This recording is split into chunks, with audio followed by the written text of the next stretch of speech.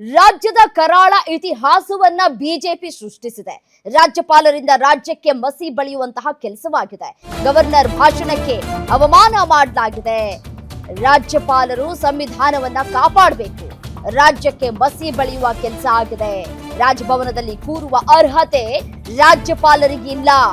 ನಾಚಿಕೆ ಮಾನ ಮರ್ಯಾದೆ ಇದ್ರೆ ಕೂಡಲೇ ರಾಜೀನಾಮೆಯನ್ನ ನೀಡಬೇಕು. ನನ್ನ ಬಟ್ಟೆಯನ್ನ ಹಿಂದೆಯಿಂದ ಹರಿದಿದ್ದಾರೆ ರಣಹೇಡಿಗಳು, ನನ್ನ ಮುಂದೆ ಬರುವ ಧೈರ್ಯ ಇಲ್ಲ ಅಂತ ಹೇಳಿ ವಿಧಾನ ಪರಿಷತ್ ಸದಸ್ಯ ಬಿಕೆ ಹರಿಪ್ರಸಾದ್ ವಾಗ್ದಾಳಿಯನ್ನ ನಡೆಸಿದ್ದಾರೆ.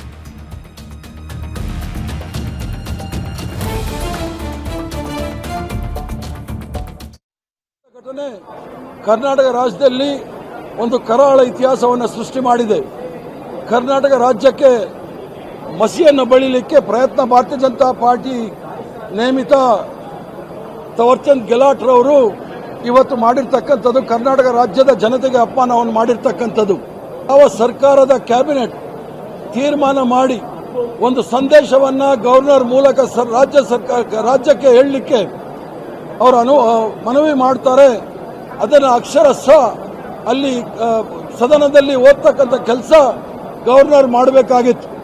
ಗವರ್ನರ್ ಅವರು ಇವತ್ತು ಸಾಂಪ್ರದಾಯಿಕವಾಗಿ ಬಂದು ಏನು ಸರ್ಕಾರ ಕ್ಯಾಬಿನೆಟ್ ಅಲ್ಲಿ ತೀರ್ಮಾನ ಮಾಡಿ ಭಾಷಣವನ್ನ ರೆಡಿ ಮಾಡಿ ಕೊಟ್ಟಿದ್ರು, ಅದನ್ನ ಸಂದೇಶವನ್ನ ತಯಾರು ಮಾಡಿ ಕೊಟ್ಟಿದ್ರು, ಅದನ್ನು ಸಂಪೂರ್ಣವಾಗಿ ತಿರಸ್ಕರಿಸಿ ಅವ್ರದೇ ಆದ ಭಾಷಣವನ್ನು ಓದಿದ್ದಾರೆ. ಈಗಾಗಲೇ ಸುಪ್ರೀಂ ಕೋರ್ಟ್ ನಾಗ್ಪುರ್ ಯೂನಿವರ್ಸಿಟಿಯಿಂದ ಬಂದಿರತಕ್ಕಂಥ 2 ಅಕ್ಷರವನ್ನ ಓದಿ ಇಡೀ ಕರ್ನಾಟಕ ರಾಜ್ಯದ ಜನತೆಗೆ ಅಪಮಾನ ಮಾಡಿದ್ದಾರೆ.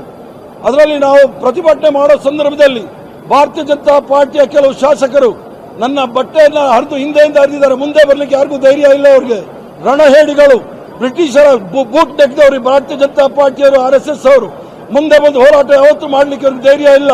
ಗವರ್ನರ್ ಮೂಲಕ ಕರ್ನಾಟಕ ರಾಜ್ಯದ ಹೆಸರಿಗೆ ಮಸಿ ಬಳ್ಳಲಿಕ್ಕೆ ಪ್ರಯತ್ನ ಮಾಡ್ತಾ ಇದ್ದಾರೆ.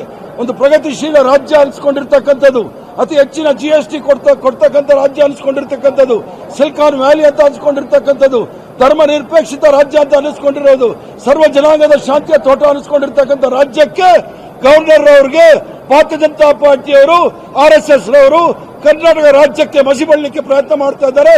ಇದಕ್ಕೆ ತಕ್ಕ ಉತ್ತರವನ್ನು ನಾವು ಸಹ ಕೊಡ್ತೀವಿ ಅನ್ನೋದನ್ನ ತಿಳ್ಕೊಳ್ಬೇಕು.